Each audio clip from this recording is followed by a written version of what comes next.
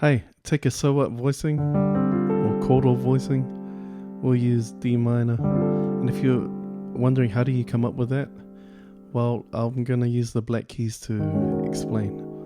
If we look at the black keys, we have 5 notes before they start to repeat. These 5 notes make up the major pentatonic scale, the F sharp major pentatonic, or starting on E flat, the E flat minor pentatonic. Now, it's good to learn both, but I'm going to go with the minor pentatonic, and let's see what happens when we spread them out. We get that so what shape. And the reason why I say so what, it's a famous sound from the tune So What. Get that sound.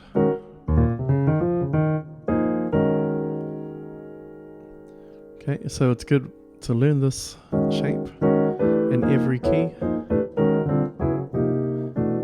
And then if we use these black keys again to give us other information, we can move everything to the right, to the next black key. So the B flat goes up to D flat, F sharp goes up to A flat, D flat moves up to E flat, that goes up to B flat, E flat jumps up to that.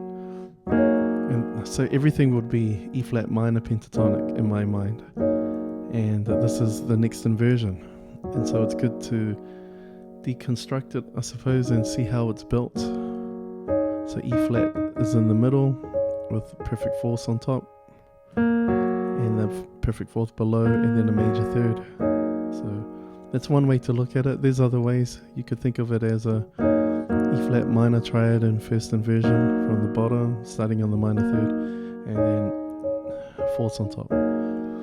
But as long as you can recognize that shape. I'm trying to keep this video short, and so let's move everything up again. Now the E flat, the root note is on the very top. And see how that's built? There's a major third here, there's a fourth here, there's a fourth there, perfect fourths, and then major third, and then a perfect fourth. This one here, it's all perfect fourths, there are no major thirds. And it's good to remember that. So the E flat, the root note, is second from the bottom. This one might be easier to learn.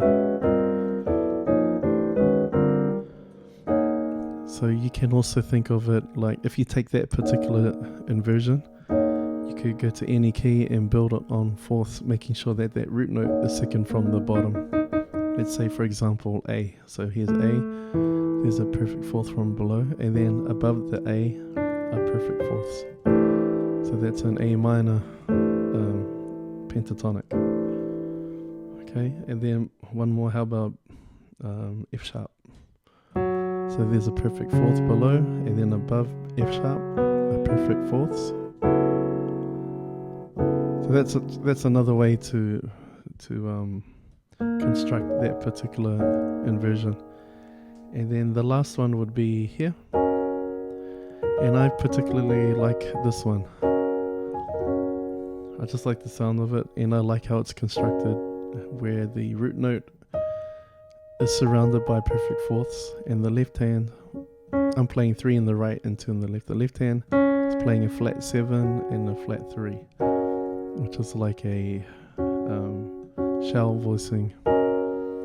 So if we take that information and we move that around the keys, let's say C minor, here's C with the perfect fourths around on the right and the left of it, and the left hand is flat 7 and flat 3. And for G, it would be here. So you'll find that in different keys, it gives you a different sound depending on the inversion that you play, and you choose the one that you like. And if you're in a different key and you forget, oh, where do I move my hands? Just start with the black keys and figure it out. You can also go like this. Like there's 2 keys that you can do from E flat that are close by to the right. Move everything up to the right, to the white keys. There's your E minor. So what? And if we go back to the black keys and do that next inversion, move everything to the right so that you can see how to figure out the E minor key. And the same for D, you just go down to the left. Go to the left of the black keys, and then you'll get the D minor pentatonic. Okay, and so once you get that all down and you can figure out what inversions you like, some fun things to use with that is you can use that as a major, as notes for a major chord. So for example, think of the third of whatever key, let's say B flat. I want to play a B flat major chord. I'll play a D minor so what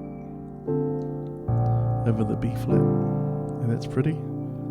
If you want a major 7 sharp 11, start on the major 7th. D is the major 7th of E flat. Play a D minor pentatonic. You'll get a major 7 sharp 11 sound. If you play G in the bass and you start on the 5th, you'll get a sus chord. Okay, so have fun playing with those and put them in a 2-5-1. Here's a quick example of a 2-5-1. D minors, I'm using that as the 2 chord. Then the 5 chord, I might play something like that. And then the 1, I might play the so what there. And then experiment in different inversions. So there might be my 2 chord. Then the 5 chord might be something like, and then the 1, we'll think about this one.